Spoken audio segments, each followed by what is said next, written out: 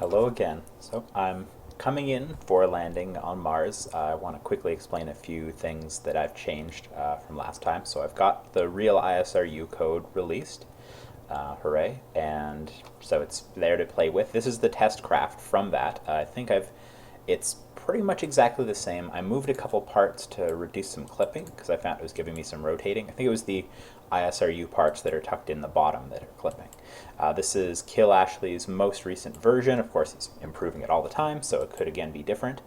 Kill Ashley's version of Mars. It hasn't worked on the atmosphere yet. So I have scatter enabled right now, and I've tweaked the kind of the default like applied Duna to Mars a bit, and it looks okay. I do like it. Definitely does add a bit to it, and I've also, just like with Earth in a previous RVE video, I've shortened the PQS scaled space transition time to like rated 100 kilometers. So now this is just all PQS.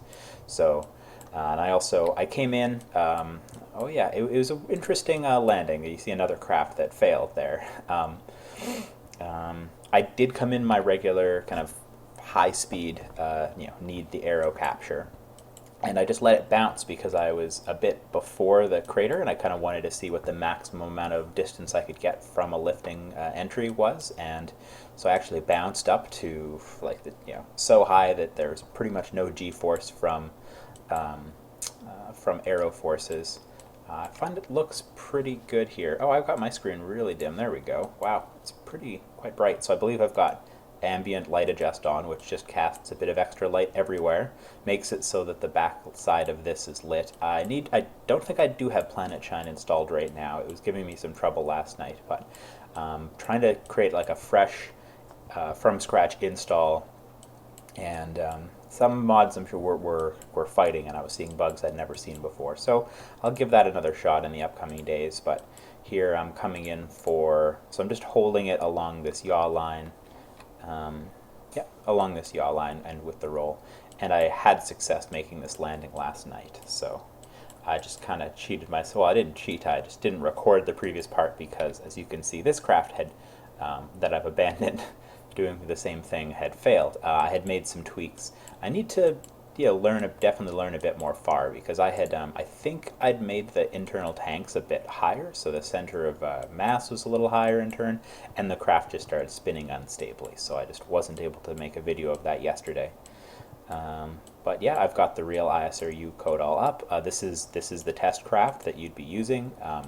It picks up a little bit of its own rotation, I find, and I believe that's because the two ISRU units that are tucked away in the bottom are clipping to each other, something like that. So if you move them a little further away from each other, but keep in mind for keeping them along the center of mass, centered along the center of mass, you shouldn't get that rotation that it's having. I'll probably rebuild that again at some point. So yeah, scatter all the nice features. I've kind of customized these the camera flares, I guess, and the sun flare. I don't want the sun to be too big because it's already kind of this big bright white spot on my screen. And so I'm coming in for a landing. So we've got plenty of time to landing. Still sometimes have issues with the shell of this smashing. One time I did try using the parachute, and it did slow me down a bit, but I need to do a lot more research of how a parachute is used on Mars to ensure that if I'm to try to make use of it at all in here, I don't make it too big, that it's behaving realistically, because I don't want to kind of cheat myself in that respect.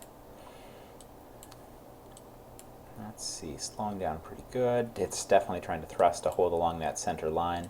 Yeah, G-forces are easing off substantially. Again, I'm landing in one of the lowest points on Mars. Let me see. So yeah, you can see there's a dune texture. Kill Ashley's applied a bit of a rocky texture. And oh yeah, I'm well into the basin now.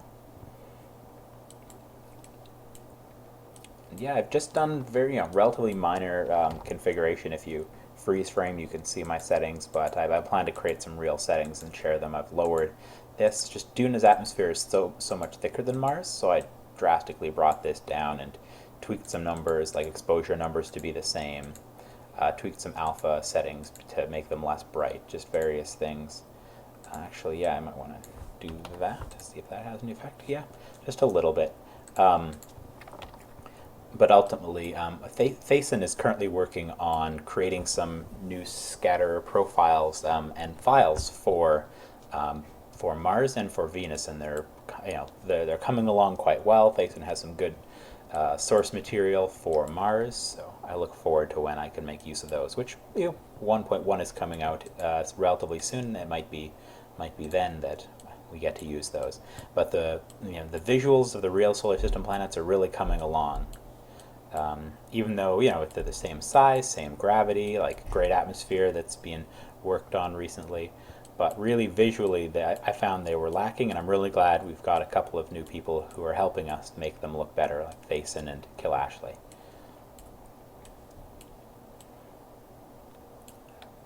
And of course, with RVE working and Scatter, Blackrock isn't making Scatter for real solar system, but definitely does help with the visuals. Okay, so coming in, only a minute to ground. Yeah, so this craft, because it's designed, the engines are scaled so that when it's full of fuel, it can take off really well. It's got a really high thrust to weight ratio when landing, so I could even less than 40 seconds to impact, I could drop the shell. I'm not curious. I'm curious what the next challenge I have to face and resolve and end up making a video of is. I'm not sure because I feel I've got the ISRU stuff pretty well. Definitely is good. It matches the Zubrin paper I'm pulling from very well. I'll need to do another pass to make sure all my math was right in my original go.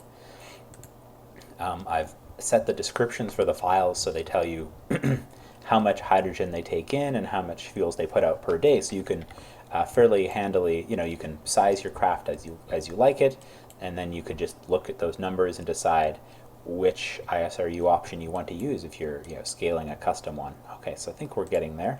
So hopefully this hasn't all been waste. Okay, so let's drop this arrow shell. Thank goodness, so it didn't catch on anything. And drop that, set this pitch, bring up the engines just a little bit, just enough to control it, and let's pop out the legs. The aerodynamics of these shells is pretty interesting. They scare me sometimes when they stick around the craft like that. So that's one good reason to use even a light chute, would be so that all that hardware kind of flies away and doesn't stay in the vicinity of the craft. So I'm just watching the suicide burn count here as usual. I'd kind of maybe should rotate the symmetry of things, because it would be nice if coming to the ground was between these two legs. But yeah, so with my last slight redesign of the craft, I had the center of mass must have been a little too high because it started to become really unstable once the G-forces let off, and it was hard to control as well. So I don't know, I want to take some FAR data from that and let somebody who understands airplanes and whatnot, aerodynamic force stuff, to look at it and tell me what I had so bad about that craft, because to me it didn't feel like much of a difference from this one, but in terms of control it was night and day. It was just not as manageable of a craft. So again, another reason I wanted to include the test craft. So the reason I included the landing in this video is just to show off, the kind of got the Duna scatter profile set up a little bit as a filler or stand-in, and Kill Ashley's Mars. But really, the true reason of the video, to make this video, is to show the full cycle of the ISRU hardware. So here we are landing. We brought a little bit of methane and oxygen from Earth, full tanks of hydrogen. So I've got boil off hack to be off, and I've included, I have a Dropbox link to my file for that. I just raised the boiling points of my cryogens. So it's interesting. So with the PQS calculating or something, it's really killing the frame rate here. Yeah, you can even see it from the number there. Okay, but something about what's going on is really killing the... Oh, and come on. The gravity is pretty strong here in comparison to Mars, or to the Moon. So you can't just kill the engines the way you usually could with a moon landing. So we've landed here. You can see I'm getting a little boil off of hydrogen, so I've set the hydrogen boil off temperature to be much higher. I need to work on, at some point, if somebody figures that out, I don't plan to do it soon, figure out the thermal system, because let's get that shown off thermal. Because this is the behavior of the radiators in real fuels with our configured radiators, even the stock radiator code. Is it? Nope, that's the wrong one. Let's see. Oh, there we go. Okay, so 1 is my hotkey for getting these to pop out, I believe, and 2 is for the ISRU hardware. So one thing I've changed from the testcraft file you'll find in the real ISRU GitHub repository is I moved these ISRU bits of hardware just a little bit, so because I think they were touching, and I found through trial and error that when I dropped this off in space it would stop picking up a rotation, so I moved, so that meant that something was clipping or there was getting a weird artificial rotation induced by those parts. So anyway, if you reposition those inside yourself, you won't get a light rotation, but I didn't find it to be crippling that they caused that induced a rotation. So these radiators are out. They are cooling parts. So before I turn anything on, I want it to have cooled down the liquid hydrogen tanks such that I'm no longer getting boil off. So you should, ideally by the time you hit the surface, like everything should be chilled in a real mission or in a final mission. Everything should have been chilled by the external radiators, things like that, so that there is no boil off occurring when you get to the surface, because over the coast from Earth to Mars you'll probably get a little bit of boil off in reality, and there's no reason that any should occur during this relatively short landing period, I don't think. But in practice, as things sit now, even with the temperatures, like look, internal, that's the temperature at which I have liquid hydrogen set to boil roughly. So that's you think it would be simple enough that I could tell either the tanks or the radiators that I want these tanks to be cooled down to below the real temperature that liquid hydrogen boils. But currently the thermal code, both in the mod stack here and in stock, need a little tweaking or another look to get them to behave that way with real fuels. Just because with real fuels we want things to be chilled close to absolute zero, whereas there's no real need or precedent for that in the stock thermals, so I think they kind of need to be looked at with that eye for realism or that type of behavior for it to really pick that up. So we get a little bit of boil off on landing here. You can see that it did, the radiators were able to cool it down. It's still cooling down some other parts, but effectively we've stopped boil off. Excellent. I've got these underneath, you can see these RTGs. I've made them a little heavy, like almost a ton, but in reality they might actually, perhaps they should even be heavier than they are. But they're just test energy sources for this. In reality you'd need, you can look at the parts that will be drawing the power, but you'd need like 100 kilowatts of energy production to run ISRU at this rate, and there's no reason you would need to run them at this rate. So I'll just do a couple of quick cycles. So I've turned them on. You can see, so that negative number means that they're producing fuel. The way I've got, so the fuel is produced in the center stack, and the way I've got this fuel line, the hydrogen gets piped from here to this core stack where the ISRU is occurring, and the other fuel lines, oh, where are the other fuel lines? Oh, maybe it's just relying on, oh, there they are. They're just a bit hidden. So see, when you're sending, you want the fuel in the outer tanks to get used first and pulled to the inner tank, but those same fuel lines also will pipe the ISRU fuel out, because something that's produced flows the opposite direction as something that's consumed. So that's why those are set up, and that's why I put the ISRU hardware at the center stack, ideally with maybe another mod or more control over flow of things. You would have more freedom of where you put that hardware and how you design your vehicle, but that's one of the things that really dictated how I designed this. So we're producing, so here I want you to see those numbers increase and these numbers. So keep an eye on this, that here's the mass, which won't stop, which won't change until we come out of time warp, but there's the amount of delta V. So see these numbers increase, and if I go to say time warp 100, you can see these numbers increasing and these numbers increasing. Yeah, and this number will recalculate when I come out of time warp. See, so already we're starting to create fuel with the ISRU here, and it's honest to the real chemistry. It's we've got one of these units is called a sumption pump. It's pulling carbon dioxide in from the atmosphere, and turning it into a liquid. carbon dioxide, or maybe not. I don't recall exactly what form it wants it in the chemistry, but anyway, it's capturing actual Mars CO2. And I've got a little tank for that here. If I turned off this unit, you'd see it start building up. I just have them balanced to kind of be in sync. So you can see picking up carbon dioxide. And then this unit is taking the carbon dioxide and taking the liquid hydrogen that we brought from Earth. Future versions, if somebody wants to set up so that water is a resource that is unevenly distributed by a map all over Mars, and that drills pick up water, you wouldn't even have to bring the hydrogen from Earth. That's a real possibility nowadays. But as a very conservative design, you bring the hydrogen from Earth yourself, and you don't have to worry about where you land or if you're able to pull up water or anything. So that's the design I've gone with here as my kind of first entry into this whole thing. So where it's consuming. So there's a number of chemical processes that are used here. I'll link the Pioneer Astro paper, including Robert Zubrin, that I used to source these. But chemistry of the Sabatier process and electrolysis of the water produced, and in reverse water gas shift, RWGS. So that's where all the acronym soup of this unit's name comes from. Sabatier, electrolysis, reverse water gas shift. So together, in combination, those chemistry processes in this, and I've used the mass from the paper for this chemistry engine.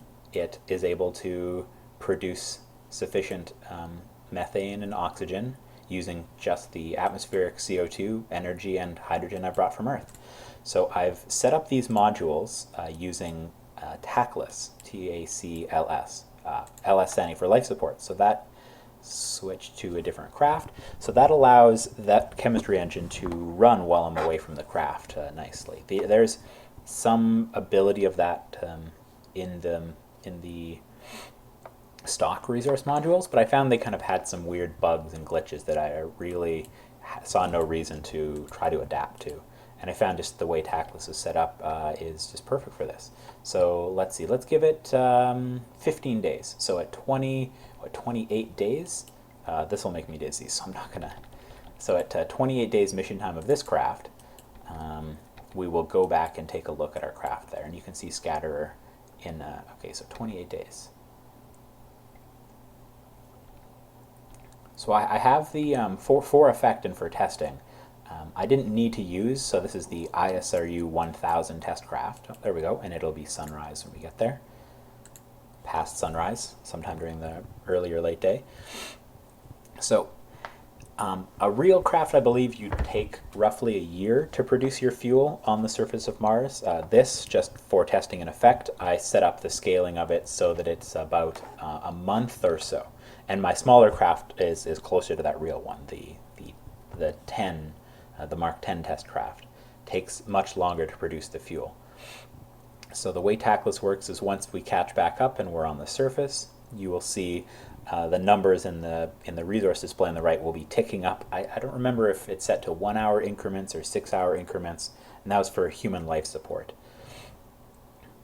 There we go. So it's got to re-jigger the ground because we've got that slope. So here, if I open it, once it's settled, you'll see it's catching up to the time while we were away. It calculated how long were we out of focus of the craft, so it's consuming those resources that we need from while we're away. Now the electricity is a little of an odd one. I'm surprised to see it jump down like that. But I'm still tweaking to maybe to get TACLS running for the RTGs. Right now I've got one with and without. So that was one thing I forgot to do before I put all the code together, was to convert that over, because I wanted to use TACLS so that a real RTG should be gradually depleting its fuel as it runs through.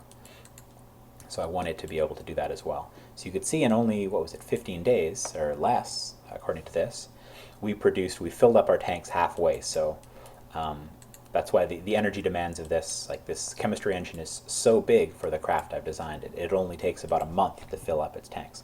So it would be the exact same thing if I jumped away. I just want to quickly get this out of the way. So if I jump back to that ScanSat, ran another 10, 15 days, the tanks would fill up. The hydrogen would run out, as you see there.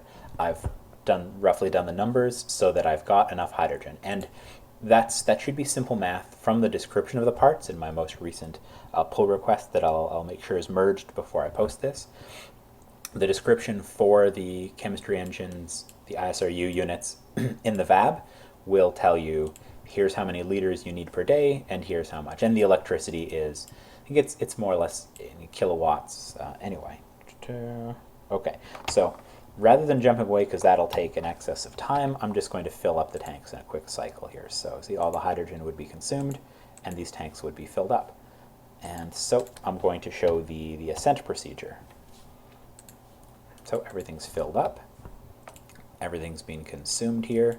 So good, it's daytime, good time for a launch. So the way I've got it set up, I don't need these external hydrogen tanks or anything for my landing or to leave. So here you can see what the mass of the craft is. If you look back at all, I'm a fan of the numbers, and you can see what mass we were when we came to the atmosphere, what mass we were when we landed, and what mass we are after filling up all of our tanks. So is everything full? Yes. And this delta V meter is incorrect, so I'll mark this. I think it's because of how I've set up the core tanks, but I'll be correcting that at some future time because it's obviously not an ideal setup for what I want to do with it, which is for this whole craft to be able to send a capsule back to Earth. So I'm going to drop off these. They were necessary and are no longer necessary for cryogenically cooling everything. Okay, and I've closed the service bay, and I'm going to drop that so you can see how much mass we had to bring for that really oversized chemistry unit. And so this is actually our liftoff mass now, and here we go. So surface up, fold up the legs. Now the ascent profile for Mars, I'm sure if I played, there's a nice mod where you actually have your space program start from Mars, and I'm sure if I played that, I'd have an idea of what a good ascent profile is. Is it called Little Green Men? I recommend you look at that if you like the sci-fi aspects potential in KSP more than I have recently done. Let's see, but if that lets you launch all your craft from Mars, and then I would know what's a good ascent profile leaving Mars. So yeah, I reset this so you can actually see what delta V we're achieving here. So I've got 4 engines that are to the scale of the CECE methane-powered engine. In vacuum, it'll have an ISP of 360, so it's a really efficient chemistry engine for production. And methane liquid oxygen is a really good fuel compared to a lot of other options. I haven't found a paper. One of the really cheap and dirty potential methods for doing something like this on Mars would be using carbon monoxide and oxygen, which can burn together. Just I'm not aware of any rocket engines that actually burn those. The ISP would be low, but with just carbon dioxide as the atmosphere, it would be an extremely simple fuel mixture to create using the Martian atmosphere. So I maybe shouldn't be arcing over so much. I always find because the atmosphere is so thin, it's easy to underestimate. So let's see, I'm just keeping an eye on these external tanks. You can see, so yeah, these 4 external tanks, they'll be empty pretty soon, so you'll see how much delta V, nowhere near enough to get to orbit. But they're just, originally a spot for my lander legs. I'm thinking in a future design I'll put a small engine on the center core, and maybe not use 4 on the edges, I'm not quite sure, and then have these outer tanks to separate as well, so it's a bit more of a bulky 2-3 stage vehicle. There we go. So atmosphere coming down.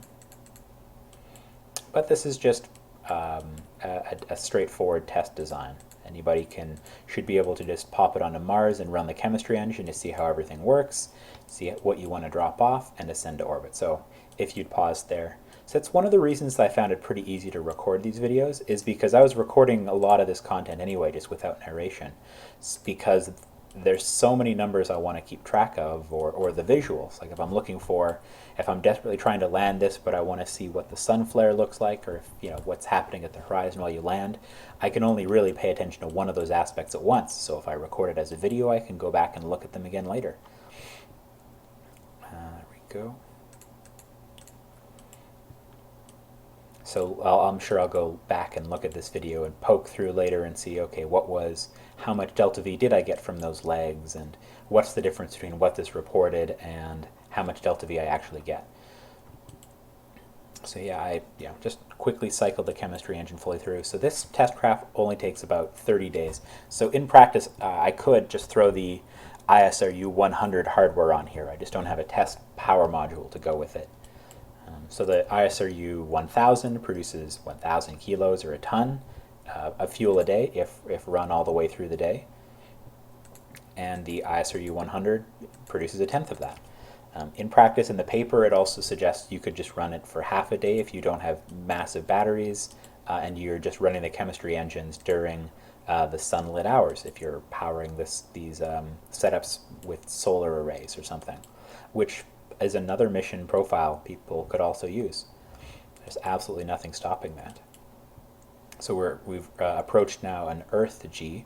See, because Mars's gravity at the surface is so much lower than at Earth's, we don't need, we can take a pretty large, just like with the moon, you could take a quite large craft to land or ascend with a fairly low thrusting engine. So even just now, we've dropped stages, we've nearly emptied these side tanks, which we can't drop with the way I've got it set up. We've just approached 1 g of acceleration on ascent.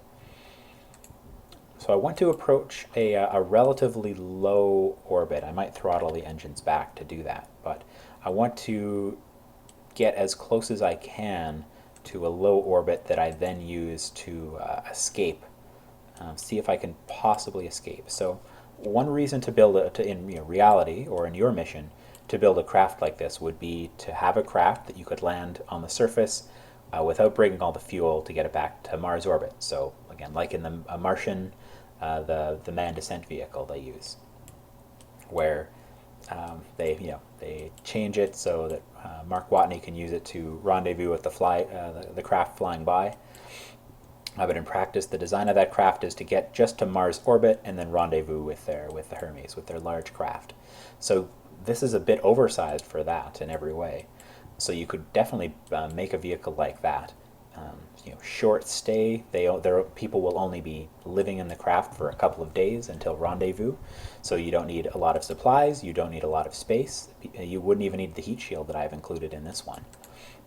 So that is something you could quite easily build with these craft, and combined with other instruments in your mission, you could definitely do a manned Mars landing with this. Okay. Even if it was just, say, a short stay on the surface, there's all kinds of interesting mission profiles you could do with the ability to produce a substantial amount of fuel on the surface. So you can see this appears to have run out, but that's because it was just calculating from the side tanks. Sure, I've changed the staging and everything of this so many times that MechJeb just doesn't know what's going on, which is fair. Like the way I'm doing this craft is a lot different from any other craft I've ever designed. So you can see I'm getting a pretty good amount of delta V. I'll cut that out at about 250. Since this engine, I gave it 10 relights and I only used 2 to land and 1 to ascend to this point. So I'll cut it out at about, I literally forgot the number I said, but 250 I suppose. See, I could have throttled down the engines to do that as well. Oh, and I need to unlock, I might have to cheat a little bit to get these engines ullaged again. I'll show you a trick that unfortunately I feel probably shouldn't be in for realism reasons, but I just can't help exploit it sometimes. So I haven't complained to Nathan Kell that maybe you shouldn't be able to ullage fuel this way. But I'll show you the trick. Okay, so yeah, that'll be a circular orbit. We don't need, oh, that's a little more than, yeah, that's good enough. Okay, so I'm just going to orient myself to that. So this is just the install I have for test. Like, I'd like to have Planet Shine. I'd like to have persistent rotation. There's just a bunch of mods that if I was playing for myself that I would have, that I've just tried to keep this install relatively minimum because I don't want to spend time managing my mods. I wanted to make one. I wanted to get that real ISRU code done. I think this is, oh, it's pretty close to one of my longest videos, unfortunately. Okay, so is the fuel ullaged? No. All right, so you get to see my trick. So here is one crazy way to stabilize your fuel. Spin stabilize. There, see, it's stable. So I'm just going to wait until it does the once around. Yeah, In reality, that would sort of stabilize the fuel. In some instances it would, but I don't think it's meant to the way that things are set up. And boom, there we go. Just cancel it out with the gimbals. Yup. All right, and I'll quickly see how much delta V can this craft produce before finishing this video. Yeah, in practice, you can test this vehicle out if you like by looking at the real ISRU code and craft. So we've hit orbit, as you could see from the view change, and we've still got a good bit of juice in the tanks. So you could just use this craft, you could just use the parts to make your own craft, but no, I won't take any complaints about, hey, how do I set this up? Because I built a test craft. So if you can't figure out how to route the fuel or what element you're missing, just fly the test craft I've created, this one. And as you can see from this video, from landing to ascent again, it's fully capable of a basic Mars surface mission. And you can, once you know those basic tools, you can modify it to do whatever you want with that mission. Whether you want it to return to Earth, just a small sample return, just something to Mars orbit, whether you want to use the fuel mined from Mars to fund, be the fuel for the rest of your space operations. Oh, and I did do it well enough to get escape that time. So with just a little more delta V and launching at the right time, this craft would be pretty close to being able to do an Earth return. So if you had, again, if you designed some experiments to be carried out on the surface of Mars there, transfer the science and those samples and such to this capsule, and had a little service module to keep this capsule running, say powered solarly or whatnot on the way to Earth. At the end, you could imagine you're approaching Earth. I have set it up so that it has a heat shield, and this heat shield could capture this capsule on Earth. This parachute is set up for Earth. So with just some relatively minor modification to this, if you want to add the experiments, you can. You could use this for all kinds of Mars science return in your mission. So thanks for watching. I'm not sure what the next challenge I'll be taking on with this is.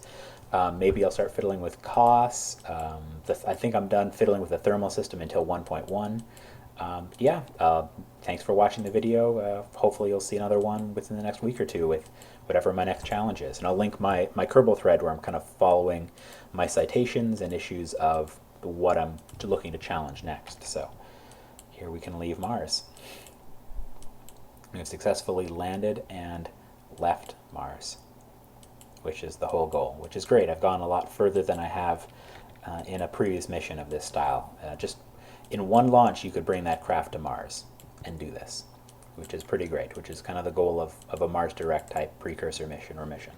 Thanks for watching. Goodbye.